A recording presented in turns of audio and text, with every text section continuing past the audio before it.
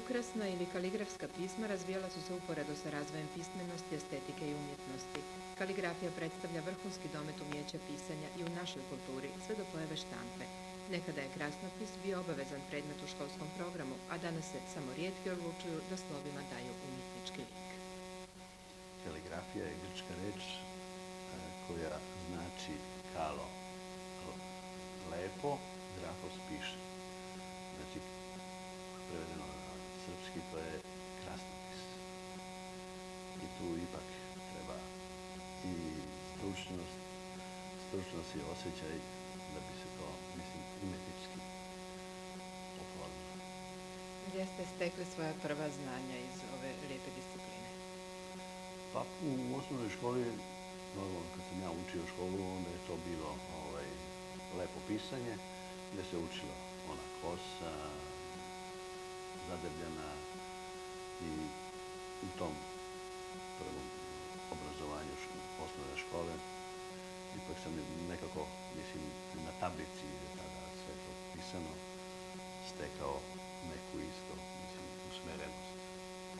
Kasnije u onim drugim vrstama školovanja je to došlo do izražaja. Kad se pred vama nađe prazan list papira koji trebate ispisati, koji je redoslijed koraka, znači od čega se počinje i kako taj postupak teče dalje? Da, kao i u svakom poslu, tu dolaze pripremne radnje. U tim pripremama treba, znači, odrediti veličinu, ispartati i raspored napraviti kako se, da li će u srednjem bloku ili u levom bloku, odakle se počinje da se to radi, da se posle tih priprema pristupa ispisivanju.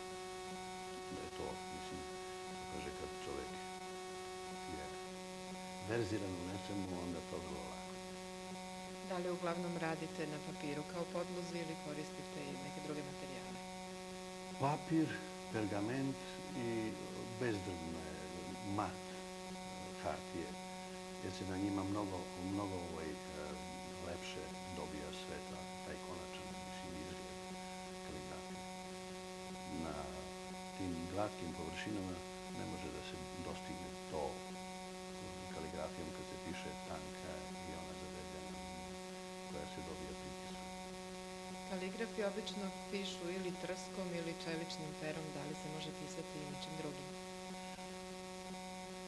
Gušćim perom, trskom, ali to nije kaligrafija. To je, na primjer, ako se trskom, onda je to rond pismo, jer ono je samo ima onu debelu liniju.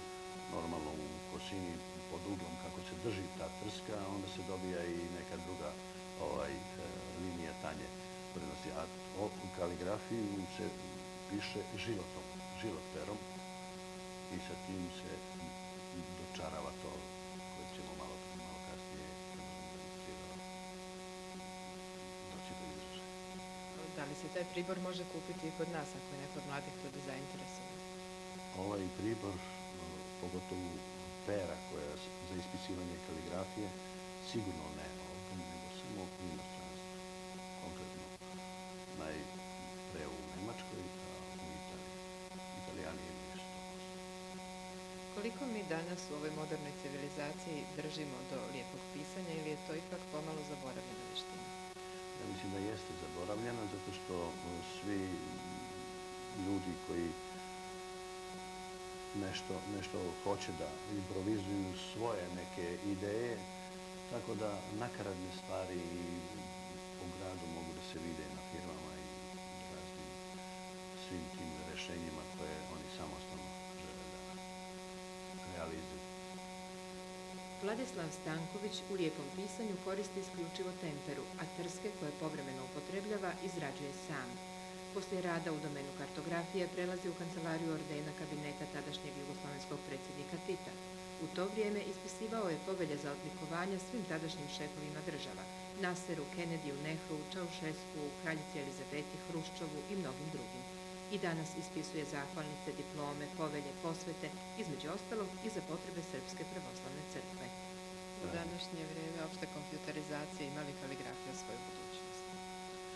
Pa u vreme ove kompjuterizacije ima budućnost i mogu vam reći tamo pre nego što su počeli tim kompjuterima kada su bili bez ovoga skenera, naprimjer da ja sada napišem ovde azbuku i oni sa kompjuterom, to je skenerom, skeniraju i naprave font od te azbuke, znači, koju sam ja uradio.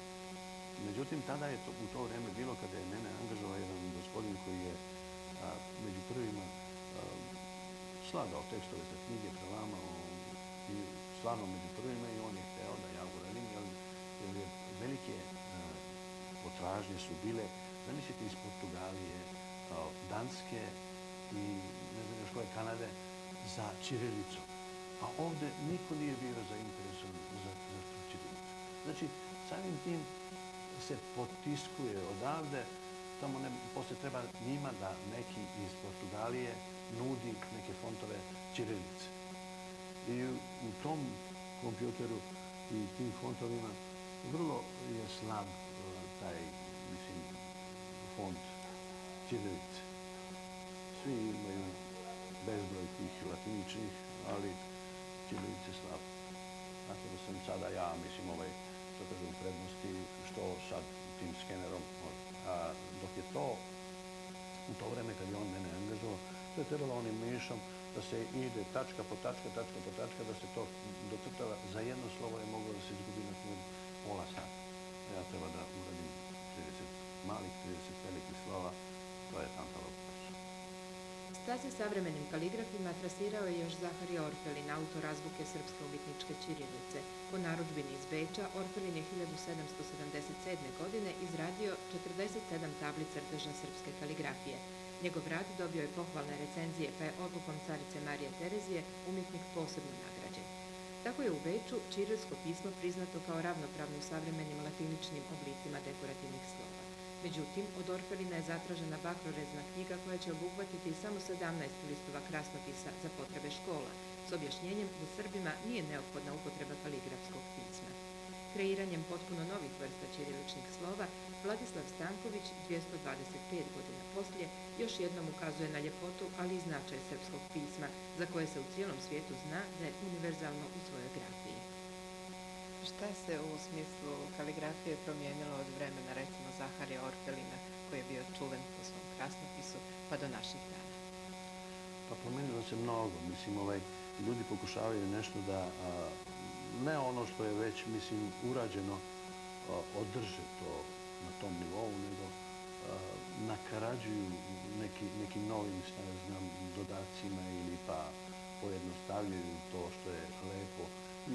Ne razumem, ja mislim, neke umetnike koji uzmu pa kažu da je za neku lepu stvar koja je urađena, kaže da je to kič. A mnoge stvari koje oni urade u stvari su kič. Izražavaju se, na primjer, o nekim lepim stvarima, stvarno da su, vi ste videli, mislim, onako da smo listali te knjige, baš tu ostali, ona je umetnički fantastično urađena. I sad bi neki umetnici današnji generacije možda rekao da je to kič.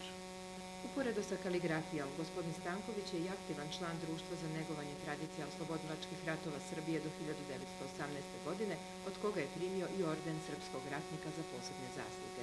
U njegovoj bogatoj riznici istorijske građe pronalazimo i pisma koje je veliki Nikola Tesla uputio jednom od članova društva. Tokom razgovora rado se prisjeća i mlađih dana, kada je učestvovao u snimanju filmova Čuvaj se Latur, Afrodita, boginja ljubavi i drugim. Slobodno vrijeme poklanja slikarstvu, posebno slikanju ikona i pejzaža. Pri ovom susretu prisjetili se i riječi Dinka Davidova. Pismo jeste prag jezika, pa nam valja čvrsto stajati na tom pragu. U suprotnom trpi jezik.